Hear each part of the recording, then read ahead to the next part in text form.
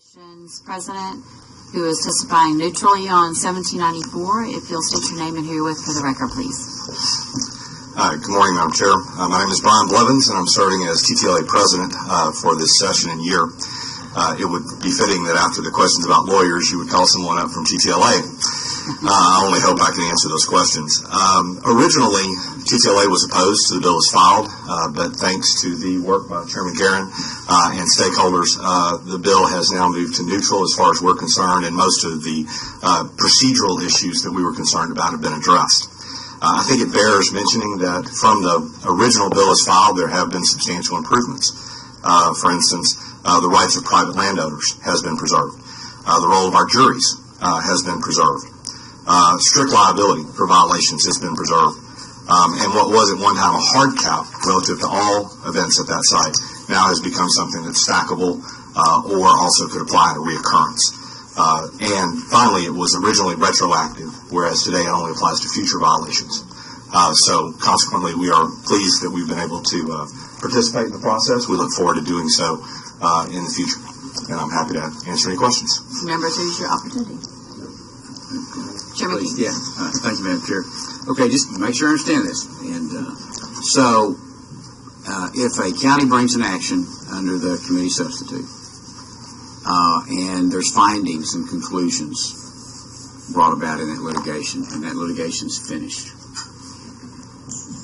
a private citizen there's no collateral estoppel or res judicata or any other Latin sounding stuff that's going to prevent a private citizen from having access to bring claims for damages. That's correct, right? I believe that would be true because this is solely enforcing rights under a given statutory framework, which would be a different set of standards. In fact, specifically, for instance, it's strict liability. There would be no determination of whether there was negligence. There would be no determination of whether there was malice. Now, let's say that Harris County's concerns prove true and they fine them $4.3 million and nothing happens. There's also nothing that prevents TCEQ, the state, then from coming in. And they're not bound by, in other words, it's not a closed case. The TCEQ can still come back in at that point and file a new case and assess additional damages if there hasn't been a cleanup. Does that sound right to you? At least as it relates to this bill, that would be correct because the impact of this bill is limited to local governments. It would not impact TCEQ. It would not limit the Attorney General. Now, again, I think there was some testimony previously that there may be some interaction under the current statutory framework between when a local county brings an action and has to bring in TCEQ as a necessary party or the state as a necessary party. So then at that point, they would be engaged in that process and assuming that then they may not be able to bring a separate action at a later time if they were formally joined in that underlying action. And you may not be the person to ask this, but if I understand it correctly, if they're penalized for this day or series of days, and then that penalty was not sufficient to make them go out and clean it up, then that situation continues, and a new action can be brought subsequent to that for different days because the contamination continues. One, the limitations are relative to the suit that's brought. So if there were grounds to bring a separate suit for new violations, then I agree that cap would then, there would be a new cap. What about for continuing violations? Well, the cap is currently designed to work around a number of days for a violation up to the point where you hit the cap. So the jury would award $1,000. That $1,000 would accumulate every day up until the point it hit 4.3. Okay. So depending on what the jury awards would depend on how long it goes on. So let's say that the jury awards 4.3 for this 4-year period. You get into year 5, there's still no cleanup. They just paid the fines. Nothing happened. Is there anything that prevents the county from coming back in again or TCEQ at that point and starting a new action because the contamination has continued? I believe that in order to do so, a new suit would have to be brought, which I assume would have to then include new violations. It would be starting day 4 years in 1 day. It would be starting the next day after the 4 years.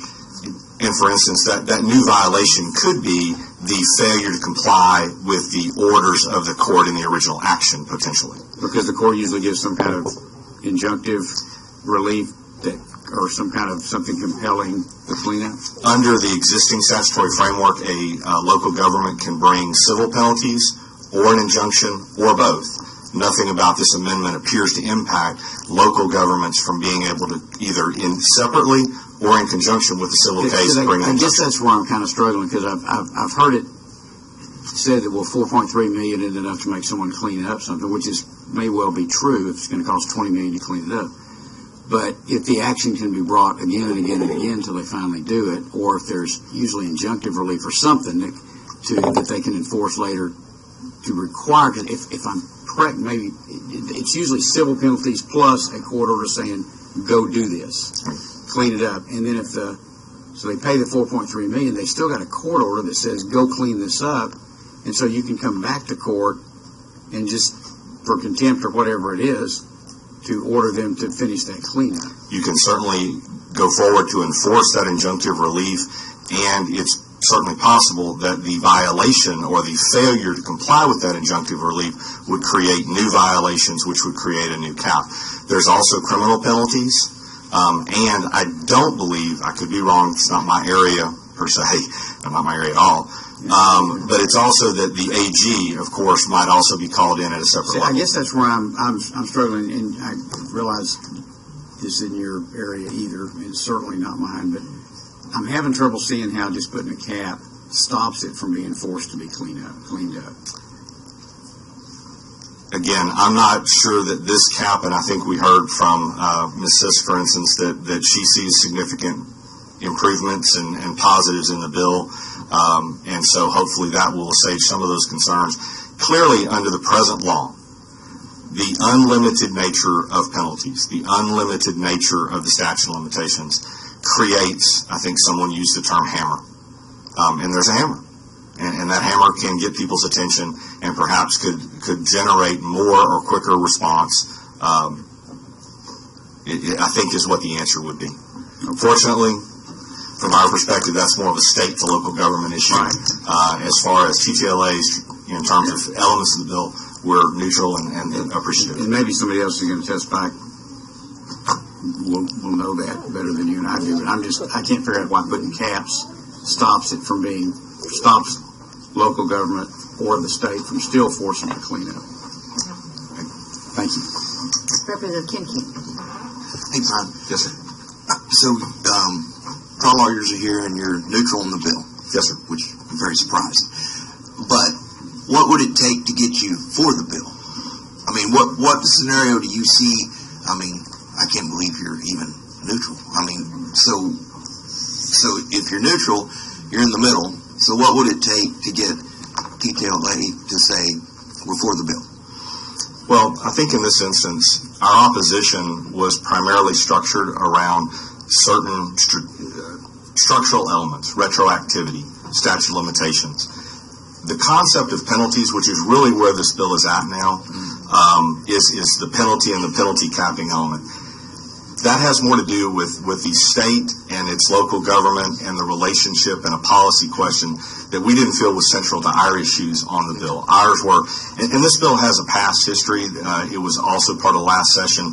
There have been a lot of instances in this bill. At one point, I think it tried to move the entire process to an administrative remedy.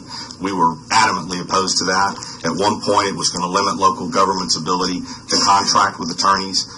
We were adamantly opposed to that. We were opposed to any idea that this would be retroactive. But again, in this instance, those type of structural defects that we would be opposed to in any statutory framework, any law that the legislature was passed, those areas were addressed. Okay. What the bill is left with is really a policy question and a relationship question between state and local of, when can the state come in and restrict the local government in terms of its current or existing opportunities, and that just didn't seem like it was fundamental to our issues. Right. So, that being said, what would it take to get you for the bill? You don't have to answer. Chairman Guerin just said that he didn't really want me to be for it. Somehow, some people think that TTLA somehow is sort of a kiss of death problem. In fact, there's a bill or two of yours that, if you like, I'll be happy to testify in favor of today. If that means it won't go anywhere. Vice Chair Rodriguez. Oh my gosh. Okay. Well, thank you, Madam Chair. And you may not be able to answer this. It might be a county attorney thing.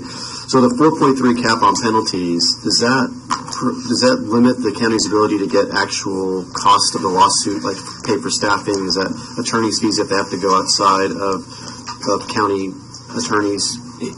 Again, I would have to say that this would be more of a common sense sort of answer, generally speaking, not specific to the statutory framework. I would think that the county could get costs associated with bringing the lawsuit. There was a question that was asked about whether or not a county can bring a claim for actual damage. Certainly, under the law, counties can bring claims for actual damages. The question in this instance usually is that the county doesn't own the land. So therefore, it's not its land per se that's been polluted. It's a private landowner's. So, for instance, if the county went in and cleaned it up, they took the affirmative action of spending $12 million to clean it up, I would think then that would create that actual damage that they could go in and recover. But the statute is there so that they don't have to do that. They can use the statutory framework to both punish and correct the behavior and get the property cleaned up in their county. And I think Representative King asked a lot of really good questions, but that doesn't prohibit someone like this young woman who testified from on her own having standing and suing and getting damages there. Has no impact on a private landowner or someone who is relative to a personal injury. It is limited to the statutory framework, and even with that, within that, it's limited only to local governments. Okay, thank you very much. Okay, members, any other questions for Mr. Blevins? Thank you very much Thank you very for being much. here.